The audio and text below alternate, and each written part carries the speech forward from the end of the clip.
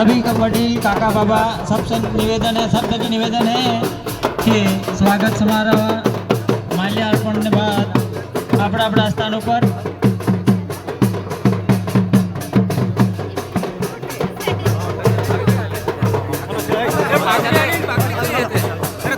अपना स्थानों पर ठीक समयों पर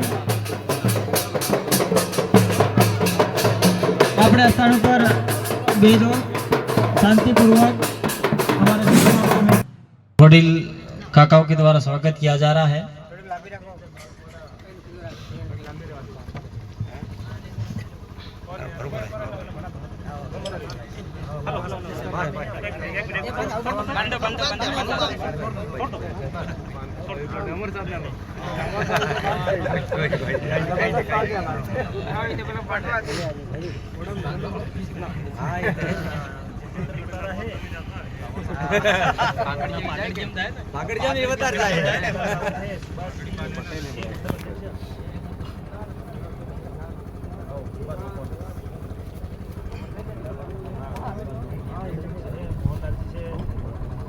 पिंटू फोटो कैसे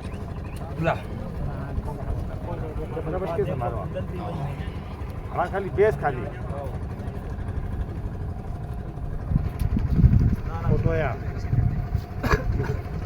छोटा हो ऊपर बस है भाई बंदे जावा दे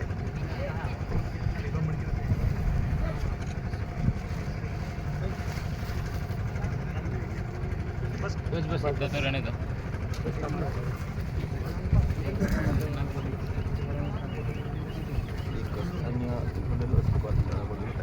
सही बात है टाइम का है टाइम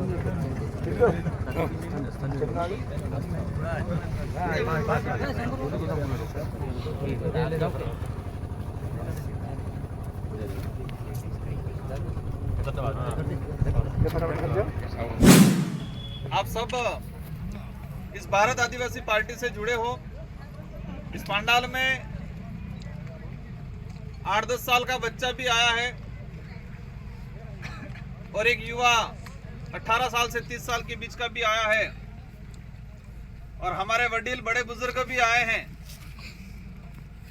जिनकी उम्र किसी की होगी 60-70 साल, कोई 85 साल तक का भी दिख रहा है मुझे यहाँ। इनके मन में कई सवाल होंगे बड़े बुजुर्गों के अंदर कि हम कोई कांग्रेस से जुड़ा हुआ होगा, कोई बीजेपी से जुड़ा हुआ होगा, क्योंकि आज से 5 साल पहले हमारे समाज के पास कोई ऑप्शन नहीं था दूसरा। यहाँ तो कांग्रेस में मदाई रहो, यहाँ बीजेपी ने मदाई रहो जानता। यहाँ तो कांग्रेस में रहो, यहाँ बीजेपी में, बीजेपी थे कि नाराज थे कांग्रेस में, कांग्रेस थे कि नाराज तो बीजेपी में। हमारे बड़े बुजुर्गों ने बहुत सहयोग किया, सहयोग करके बहुत नेताओं को आगे बढ़ाया और हमारे वडीलों ने कांग्रेस और बीजेपी के नेताओं पे आंख बंद करके भरोसा किया।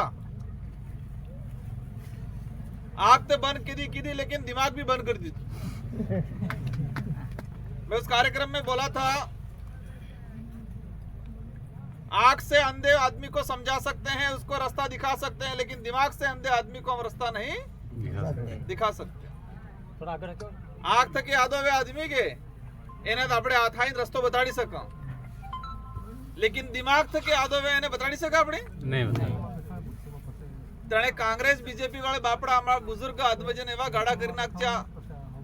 कांग्रेस हमारी आई है, बीजेपी हमारी बाई है, करी सबका कंप्लीट कर दिया।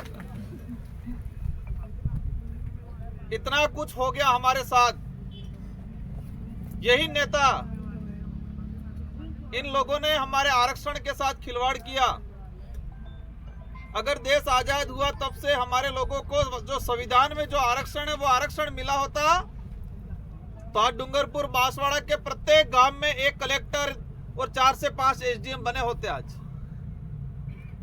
हर गांव में, आज करौली सवाई माधोपुर की तरफ देखो आप, एक ग्राम पंचायत के अंदर 8 से 10 एसडीएम मिलेंगे, 4 से 5 कलेक्टर मिलेंगे और गोपन में गाली की भी बाटो होगा तो कड़ा थानेदार ने घेर बाटो पड़ेगा, कड़ा एसडीएम ने घेर बाटो पड़ेगा। એટલે માર કહેવાનો અર્થ એ है उस गांव में इतने अधिकारी है कि हर चित्रा चौथा घर है वो किसी अधिकारी का मिलेगा,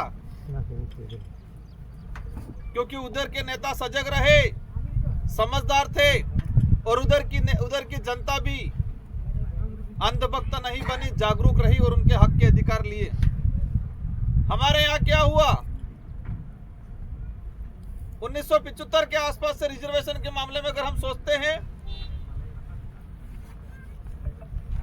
तो 1950 में जो प्रावधान था, 1950 में प्रावधान था संविधान के अंदर के 5वीं अनुसूची में ट्राइबल को प्रशासन और शासन में 100% आरक्षण का प्रावधान,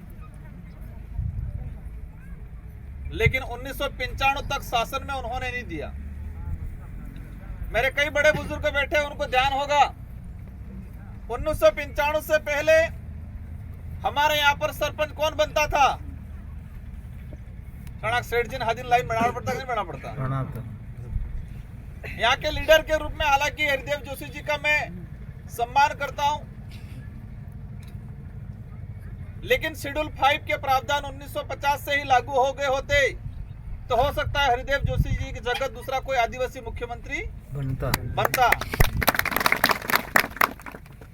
लेकिन 1995 तक उन लोगों ने प्रशासन में आरक्षण लागू नहीं, शासन में लागू नहीं किया, और 1995 में बेरोसी शेखावत की सरकार थी। मैं ये बात इसलिए बता रहा हूं कि यही बीजेपी के लोग अभी झूठा बोल रहे, प्रचार कर रहे, क्या कह रहे कि सरपंच बनाने का आरक्षण बेरोसी शेखावत बीजेपी की सरकार ने दी, ये बोलते हैं आपको, पर सच्चाई ये नहीं है। 1994 से आसपास असम के जो 6 शेड्यूल का इलाका है, वहां का एक याचिका